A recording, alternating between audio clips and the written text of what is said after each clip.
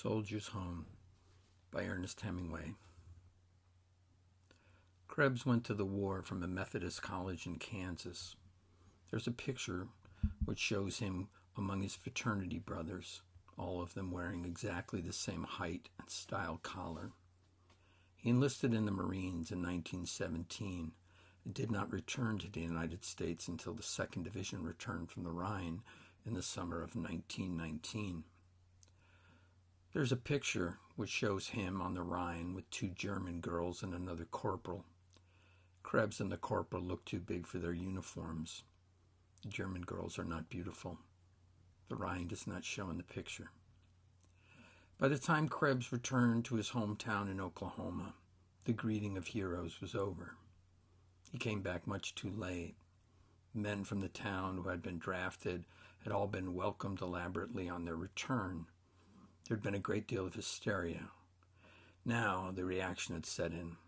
People seemed to think it was rather ridiculous for Krebs to be back so late, years after the war was over.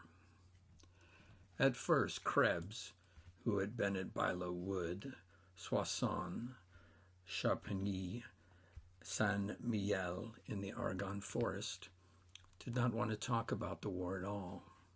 Later, he felt the need to talk, but nobody wanted to hear about it. His town had heard too many atrocity stories to be thrilled by actualities. Krebs found that to be listened to at all, he had to lie. And after he had done this twice, he too had a reaction against the war and against talking about it. A distaste for everything that had happened to him in the war set in because of the lies he had told.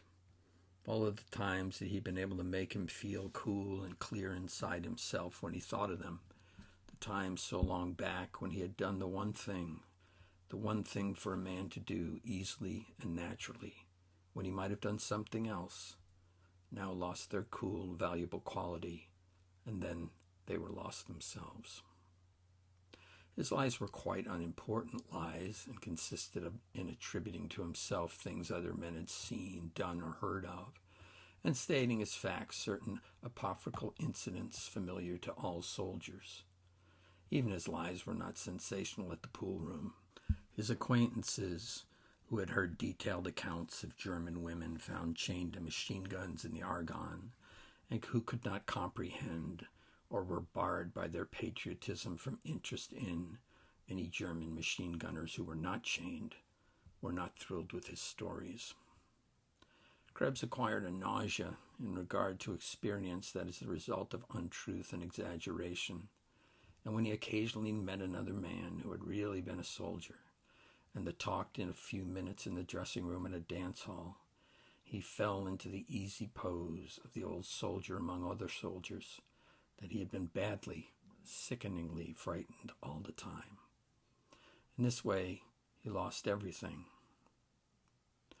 During this time, it was late summer. He was sleeping late in bed, getting up to walk down to the library to get a book, eating lunch at home, reading on the front porch until he became bored, and then walking down through the town to spend the hottest hours of the day in the dark of the pool room. He loved to play pool. In the evening, he practiced on his clarinet, strolled downtown, read, and went to bed.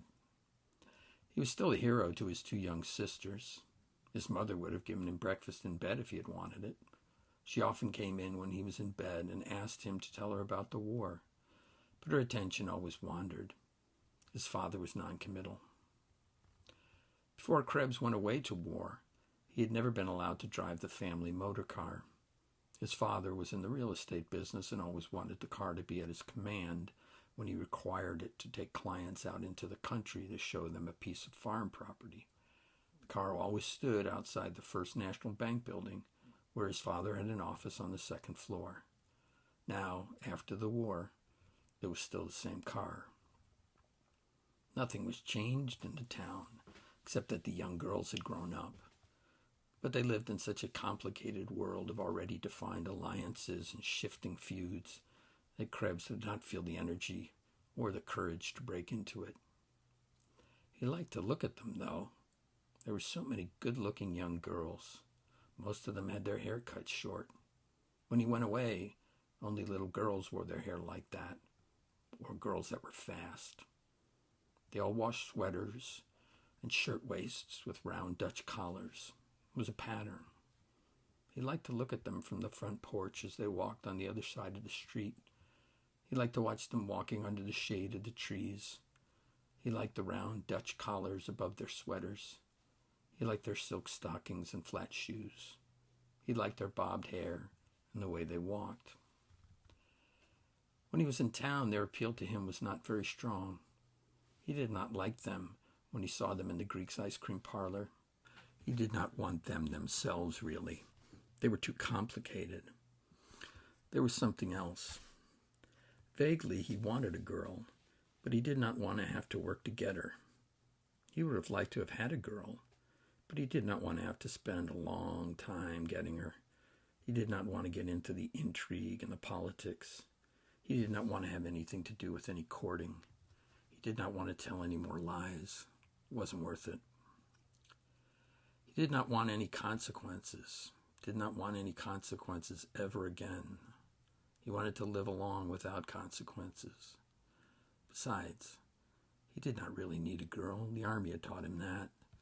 It was all right to pose as though you had to have a girl. Nearly everybody did that. But it wasn't true. He did not need a girl. That was the funny thing. First, a fellow boasted how girls meant nothing to him, that he never thought of them, that they could not touch him. Then a fellow boasted that he could not get along without girls, that he had to have them all the time, that he could not go to sleep without them. It was all a lie. It was all a lie both ways. You did not need a girl unless you thought about them. He learned that in the army. And sooner or later, you always got one. When you were really ripe for a girl, you always got one. You did not have to think about it. Sooner or later, it could come. He had learned that in the army. Now, he would have liked a girl if she had come to him and not wanted to talk. But here at home, it was all too complicated. He knew he could never get through it all again. It was not worth the trouble. That was the thing about French girls and German girls. There was not all this talking. You couldn't talk much and you didn't need to talk. It was simple and you were friends. He thought about France, and then he began to think about Germany. On the whole, he had liked Germany better. He did not want to leave Germany. He did not want to come home. Still, he had come home. He sat on the front porch. He liked the girls that were walking along on the other side of the street. He liked the look of them much better than the French or the German girls. But the world they were in was not the world he was in. He would like to have one of them, but it was not worth it. They were such a nice pattern. He liked the pattern. It was exciting.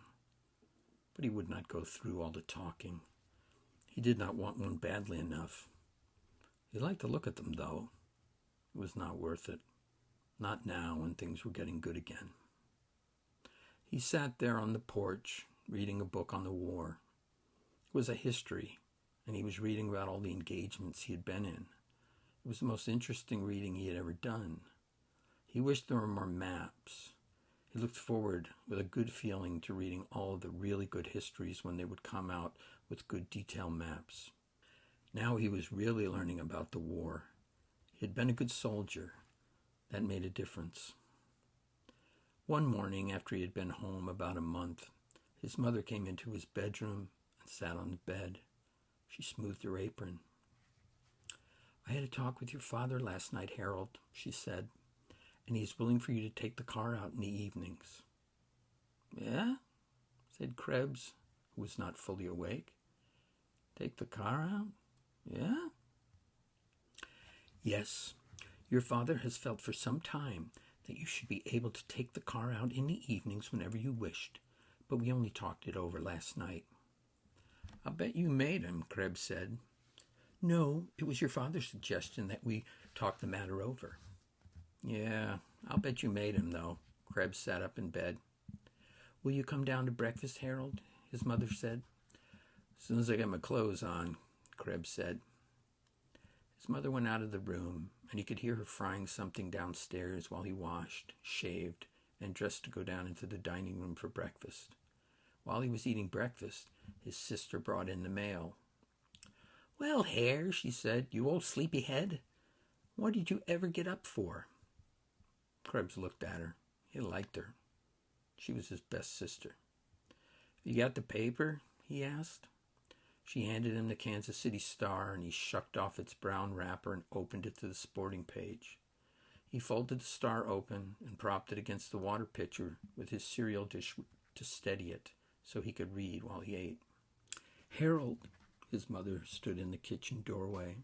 "Harold, please don't muss up the paper. Your father can't read his Star if it's been mussed." "I won't muss it," Krebs said. His sister sat down at the table and watched him while he read. "We're playing indoor over at the school this afternoon," she said. "I'm going to pitch." "Good," said Krebs. "How's the old wing?" "I can pitch better than lots of the boys. I tell them that you taught me. The other girls aren't much good." "Yeah?" said Krebs. "I tell them all you're my beau. Aren't you my beau, Hare?" "You bet." "Couldn't your brother really be your beau just because he's your brother?" "I don't know." "Sure you do. Couldn't you be my beau, Hare, if I was old enough and you wanted to?" "Sure, you're my girl now." "Am I really your girl?" "Sure." "Do you love me?" "Uh-huh." "Do you love me always?" "Sure." "Will you come over and watch me play indoor?" "Maybe." "Aw, Hare, you don't love me. If you loved me, you'd want to come over and watch me play indoor." Krebs' mother came into the dining room from the kitchen. She carried a plate with 2 fried eggs and some crisp bacon on it, and a plate of buckwheat cakes. "You run along, Helen," she said. "I want to talk to Harold." She put the eggs and bacon down in front of him and brought in a jug of maple syrup for the buckwheat cakes. Then she sat down across the table from Krebs. "I wish you'd put down the paper for a minute, Harold," she said. Krebs took down the paper and folded it. "Have you decided what you're going to do yet, Harold?" his mother said, taking off her glasses. "No," said Krebs. "Don't you think it's about time?" His mother did not say this in a mean way. She seemed worried. "I hadn't thought about it," Krebs said. "God has some work for everyone to do," his mother said. "There can be no idle hands in his kingdom." "I'm not in his kingdom," Krebs said. "We are all of us in his kingdom." Krebs felt embarrassed and resentful as always. "I've worried about you too much, Harold," his mother went on. "I know the temptations you must have been exposed to. I know how weak men are. I know what your own dear grandfather, my own father, told us about the Civil War, and I prayed for you. I prayed for you all day long, Harold." Krebs looked at the bacon, fat hardening on his plate. "Your father is worried too," his mother went on. "He thinks you have lost your ambition, that you haven't got a definite aim in life. Charlie Simmons, who is just your age, has a good job and is going to be married. The boys are all settling down. They're all determined to get somewhere. You can see that boys like Charlie Simmons are on their way to being really a credit to the community." Krebs said nothing. "Don't look at me that way, Harold," his mother said. "You know we love you, and I want to tell you for your own good how matters stand. Your father does not want to hamper your freedom. He thinks you should be allowed to drive the car. If you want to take some of the nice girls out riding with you, we are only too pleased. We want you to enjoy yourself. But you're going to have to settle down to work, Harold. Your father doesn't care what you start at. All work is honorable, as he says. But you've got to make a start at something. He asked me to speak to you this morning, and then you can stop and see him at his office." "Is that all?" Krebs said. "Yes. Don't you love your mother, dear boy?" "No," Krebs said. His mother looked at him across the table. Her eyes were shiny. She started crying. "I don't love anybody," Krebs said. It wasn't any good. He couldn't tell her. He couldn't make her see it. It was silly to have said it. He had only hurt her. He went over and took hold of her arm. She was crying with her head in her hands. I didn't mean it, he said. I was just angry at something. I didn't mean I didn't love you. His mother went on crying. Krebs put his arm on her shoulder. Can't you believe me, Mother? His mother shook her head. Please, please, Mother. Please believe me. All right, his mother said chokily, and she looked at him. I believe you, Harold. Krebs kissed her hair. She put her face up to him. I'm your mother. I held you next to my heart when you were a tiny baby. Krebs felt sick and vaguely nauseated. I know, Mummy, he said. I'll try and be a good boy for you. Would you kneel and pray with me, Harold? His mother asked. They knelt down beside the dining room table, and Krebs' mother prayed. Now you pray, Harold, she said. I can't, Krebs said. Try, Harold. I can't. Do you want me to pray for you? Yes. So his mother prayed for him, and then they stood up, and Krebs kissed his mother and went out of the house. He had tried so to keep his life from being complicated. Still, none of it had touched him.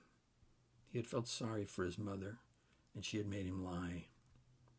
He would go to Kansas City and get a job, and she would feel all right about it. There would be one more scene, maybe, before he got away. He would not go down to his father's office. He would miss that one. He wanted his life to go smoothly. It had just got going that way. Well, that was all over now anyway. He would go over to the schoolyard and watch Helen play indoor baseball.